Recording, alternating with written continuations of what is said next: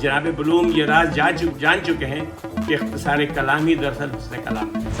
اور ہمارا خیال ہے کہ اگر انہوں نے فارسی اور عربی پہ اتنا گہرا عبور ہے تو انہیں سمجھنے کی حد تک اردو بھی یقیناً آتی ہو۔ ان کا سب سے اہم ذمہ داری وہ یہ تھی کہ 2009 سے 2012 تک وہ قاہرہ میں امریکی سفارتخانے کے کونسلر یعنی مشیر برائے سیاسی امور تھے۔ ویڈیو آگے دیکھنے سے پہلے چینل کو سبسکرائب کریں اور بیل آئیکن پر کلک کریں۔ بسم اللہ الرحمن الرحیم۔ آج ہم ذکر کریں گے پاکستان میں امریکہ کے نئے سفیر جناب ڈونلڈ بلوم کا، جو اس پیر کو پاکستان پہنچ رہے ہیں۔ پاکستان میں امریکی سفیر کا منصب اگست 2018 سے خالی ہے، جب ڈیوڈ ہیل صاحب واپس بلا لیے گئے تھے۔ جناب بلوم کو صدر بائیڈن نے گزشتہ سال اکتوبر میں پاکستان کا سفیر نامزد کیا تھا، اور اس سال 1 مارچ کو امریکی سینٹ نے ان کی متفقہ توثیق کی ہے۔ جناب بلوم امریکہ کی سینئر فارن سروس SFC سے وابستہ ہیں، اور ان کا منصب منسٹر آف کاؤنسلر کہلاتا ہے، یعنی وہ سفارتی بیوروکریسی میں ان کا مرتبہ نائب وزیر خارجہ سے ایک درجہ نیچے ہے، جسے امریکہ میں اسسٹنٹ سیکرٹری آف اسٹیٹ کہا جاتا ہے۔ جناب بلوم نے جامعہ میشیگن سے BA اور قانون کی سند حاصل کی ہے، اور وہ بہت ٹھنڈے مزاج کے انتہائی منجھے ہوئے سفارتکار ہیں۔ ایک خاص بات جو جناب بلوم کے بارے میں کی جاتی ہے کہ وہ گفتگو کے دوران بہت کم بولتے ہیں، اور ان کا حسن سماعت کمال کا ہے۔ وہ مخاطب کو بہت صبر و ضبط سے سنتے ہیں، اور اس دوران وہ سوالات پوچھ کر نفس مضمون کو اچھی طرح سمجھنے کے بعد بہت ہی نپے تلے انداز میں اپنے موقع بیان کرتے ہیں، وہ بھی اس طرح کہ اگر فوری اتفاق نہ ہو سکے کب بھی مزید گفتگو کی گنجائش باقی رہے۔ جو ہمارے نبی کی حدیث ہے، یہ اس کا مفہوم اچھی طرح سمجھ چکے ہیں، بلکہ یہ کہیے کہ جناب بلوم یہ راز جان چکے ہیں کہ اختصار کلام ہی دراصل حسن کلام ہے۔ عربی پر ان کے عبور کا یہ عالم ہے کہ تیونس کے مشہور انقلابی شاعر ابو القاسم الشعبی کی جو ایک مشہور زمانہ نظم ہے، الا طغات العالم، دنیا کے جباروں کے نام، وہ جناب بلوم کو زبانی یاد ہے، اور وہ اسے جھوم جھوم کر سناتے ہیں۔ اس کے علاوہ وہ فارسی اور دری بھی بول لیتے ہیں، اور ہمارا خیال ہے کہ اگر انہوں نے فارسی اور عربی پہ اتنا گہرا عبور ہے تو انہیں سمجھنے کی حد تک اردو بھی یقیناً آتی ہوگی۔ جناب بلوم کو عرب اسرائیل امور کا ماہر سمجھا جاتا ہے۔ اسی کے ساتھ وہ امریکہ کی جو مشہور زمانہ رجیم چینج حکمت عملی ہے، اس کے وہ ماہر ہیں، اور خاص طور سے تحریک اسلامی ان کا خاص ہدف ہے، اور وہ انہوں نے تحریک اسلامی کے سیاسی اور سفارتی استحصال کے باب میں خاصی گراں قدر خدمات انجام دی ہیں امریکہ کے حوالے سے۔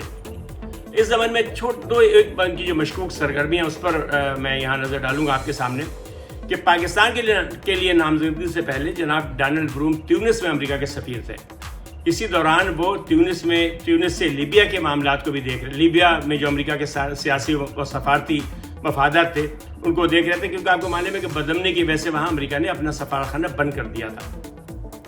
اور مشرق وسطیٰ کے سیاسی و سفارتی ذرائع کا خیال ہے کہ تیونس میں بھی حال ہی میں النہدہ کے خلاف جو صدارتی مارشل لا نافذ کیا ہے وہاں کے صدر نے صدر قیس نے، جس میں آپ کو پتہ ہے کہ انہوں نے ان کی قومی اسمبلی معطل کر دی اور تمام کابینہ کو برطرف کر دیا گیا، جسے وہ لوگ صدارتی مارشل لا کہتے ہیں کہ اس کے نفاذ میں جناب بلوم نے بڑا کلیدی کردار ادا کیا تھا۔ وہ مشیر تھے تیونس کے صدر کے ان تمام معاملات میں۔ اسی دوران جب وہ لیبیا کے معاملات کو دیکھ رہے تھے تیونس سے بیٹھ کر، تو ایک خاص بات نوٹ کی گئی کہ وہاں جو حکومت مخالف ہفتر ملیشیا ہے، اس کی دہشت گرد سرگرمیاں جو بہت تیزی سے آگے بڑھ گئی۔ اس کے بارے میں کوئی ثبوت تو نہیں ہے، لیکن بظاہر ایسا لگتا ہے کہ انہوں نے اس دوران ہفتر ملیشیا کو بھی مدد فراہم کی۔ وہ 2015 سے 2018 تک یروشلم کے امریکی سفارتخانے میں رہ چکے ہیں۔ ان کا سب سے اہم ذمہ داری وہ یہ تھی کہ 2009 سے 2012 تک وہ قاہرہ میں امریکی سفارتخانے کے کونسلر یعنی مشیر برائے سیاسی امور تھے۔ یہی وہ وقت تھا جب مصر کی تاریخ میں پہلے آزادانہ انتخابات ہوئے، جس میں اخوان المسلمون نے زبردست کامیابی حاصل کی، اور آپ کو معلوم ہے کہ صدر مرسی پہلے صدر منتخب ہوئے مصر کے، لیکن CIA اور اسرائیلی موساد کی مدد سے جنرل السیسی نے منتخب صدر کا تختہ الٹ دیا، اور کہا جاتا ہے کہ اس معاملے میں بھی جناب بلوم نے بڑا اہم کردار ادا کیا ہے۔ بلوم صاحب عراق اور کویت کے امریکی سفارت خانوں میں بھی اہم ذمہ داریاں انجام دے چکے ہیں۔ اچھا، اب اگر پاکستان کے میں ہم امریکہ کی نئی دلچسپی کے تناظر میں ان کے تعیناتی کا جائزہ لیں تو آپ کے معاملے میں 3 سال بعد پہلی بار ہمہ وقتی سفیر کا تقرر ہو رہا ہے یہاں پر اسلام آباد میں، جس سے اندازہ ہوتا ہے کہ علاقے میں امریکہ کی دلچسپی بڑھ رہی ہے۔ یعنی اس سے پہلے جب صدر ٹرمپ حکومت پہ تو اس وقت ایسا لگ رہا تھا کہ پاکستان اور افغانستان کے معاملات جو ہیں ان کی نگرانی امریکہ کے وزارت خارجہ کا شعبہ جنوبی ایشیا کرے گا، جس کے مشہور جن کا بڑا ذکر کرتے ہیں ہمارے عمران خان صاحب، ڈونلڈ لو، وہ اس وقت اس کے وہ بھی اس شعبے کے ذمہ دار ہیں۔ لیکن اب ایک انتہائی معتمد اور تجربہ کار سفیر، انتہائی بااعتماد سفیر صدر بائیڈن کا، اس کے تقرر سے ایسا لگ رہا ہے کہ انداز فکر میں کچھ کلیدی تبدیلی سی آ رہی ہے، اور محسوس ایسا ہوتا ہے کہ اب